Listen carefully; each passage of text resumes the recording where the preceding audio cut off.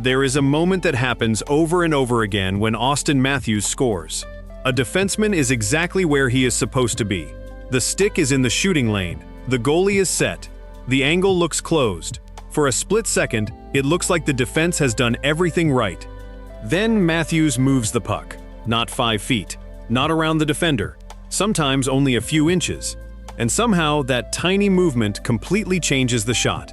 The stick is suddenly in the wrong place. The goalie has to move his weight. The shooting lane opens for just long enough. And Matthews releases. Goal. At first, it looks like an incredible shot. But watch closely, and something much more interesting is happening. Matthews isn't simply trying to find an open lane. He's trying to make the defender create one for him. That's the tactic. And once you understand it, some of the most ridiculous Matthews goals stop looking like random acts of skill. They start looking like the final move in a chess game that began several seconds earlier. Because the NHL is built around taking away space. Defensemen close gaps. Forwards track back. Players protect the middle. Goalies establish angles. Everyone is trying to reduce the number of options available to the attacking player. And against most shooters, that works. Take away the middle. Force them outside. Keep the stick in the lane. Don't allow a clean release. Simple. But Matthews has spent years turning those defensive principles against the defense itself. Because if you close one shooting lane, he can create another without giving you time to react. And that starts with something deceptively simple: his release. Auston Matthews has one of the most recognizable shots in hockey. But the power isn't the only reason goalies hate facing it. The real problem is that his release can come from positions that don't look like conventional shooting positions. His feet don't always have to be perfectly set. The puck doesn't always have to be sitting perfectly in front of him. He doesn't always need a clean runway. Matthews can be moving laterally, receiving the puck, fighting through pressure, or adjusting his hands, and still turn the play into a shot. That's important because NHL defenses are built around timing. The defender wants to know when the shot is coming. The goalie wants to know where it's coming from. And the closer both players are to knowing those two things, the better their chances of stopping it. Matthews attacks that certainty. He can hold the puck for an extra moment. He can pull it across his body. He can change the angle. He can delay the release. And then, before the defender has time to reset, the shot comes. The curl and drag is probably the clearest example. Matthews moves the puck across his body, changing the release point and forcing the defender to adjust. It doesn't look like much, but defensively, it is a nightmare. Because the defender has a decision to make. Follow the puck? Protect the shooting lane? Stay square to Matthews? Take away the middle? And every choice leaves something else vulnerable.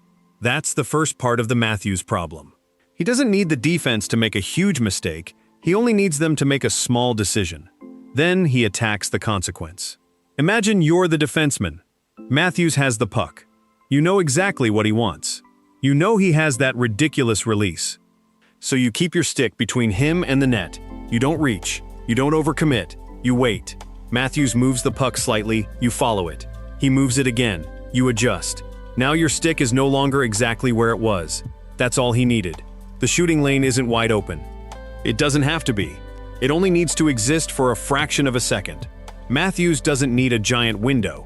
He needs a window before you realize you've given it to him. And that's why his shot is so deceptive. The defense isn't necessarily losing because Matthews has completely beaten them. Sometimes they're losing because Matthews has forced them to react. And reacting is exactly what he wants. But there's an even bigger problem. Matthews doesn't only manipulate the defender, he manipulates the goalie. A goalie is constantly reading information. Where is the puck? Where is the shooter's body? Is the shooter moving? Is the puck on the forehand? Is the player going to pass? Is the shot coming now? Every movement tells the goalie something. Matthews can deliberately change those signals. He can look like he's preparing to shoot before actually shooting.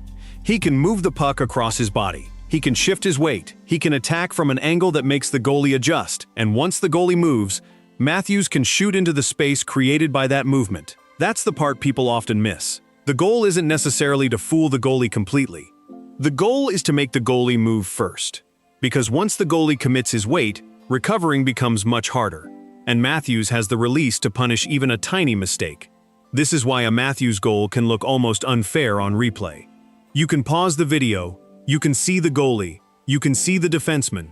You can see that the net is technically covered, and yet the puck still gets through. The explanation is that the opening wasn't there when the sequence started. Matthews created it while the defense was reacting. And that makes his skating more important than it first appears. People often talk about explosive skating as if speed is automatically the weapon. But Matthews doesn't always need maximum speed. Sometimes slowing down is more dangerous. If he flies through the zone at full speed, the defense knows what the threat is. They can angle him toward the boards. They can match his speed. They can prepare for the shot. But when Matthews changes speed, the defense has to keep recalculating. He can accelerate, then slow down, then cut toward the middle, then stop, then shoot. The defender isn't just tracking a player. They're tracking a player whose next movement isn't obvious. And that uncertainty creates another opening. This is where Matthews' tactic becomes bigger than the shot. The shot is the threat. The uncertainty is the weapon. Because when defenders are afraid of the shot, they start protecting against it. And when they protect against it, they can expose something else. This is particularly dangerous around the slot. That's where Matthews wants the defense to feel uncomfortable. If they collapse too much, he has space to shoot. If they spread out, he can attack the middle. If they challenge him early, he can use the pressure. If they wait, he can find the opening.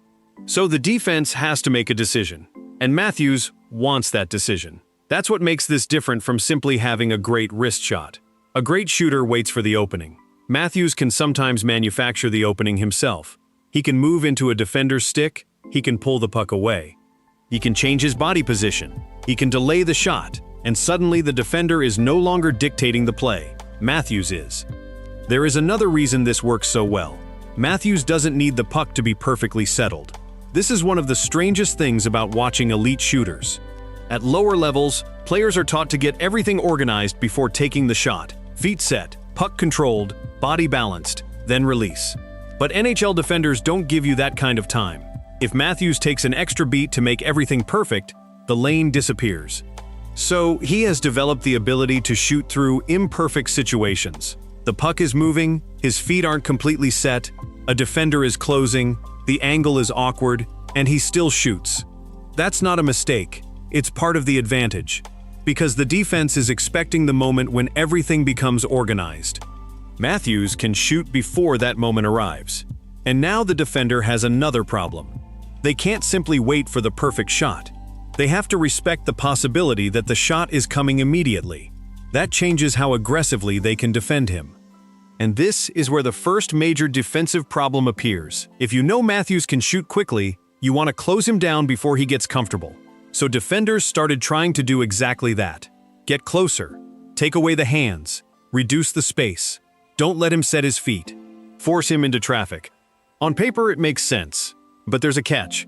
Matthews is extremely comfortable when defenders get close. Because now the defender has committed. And once you've committed, Matthews has something to work with.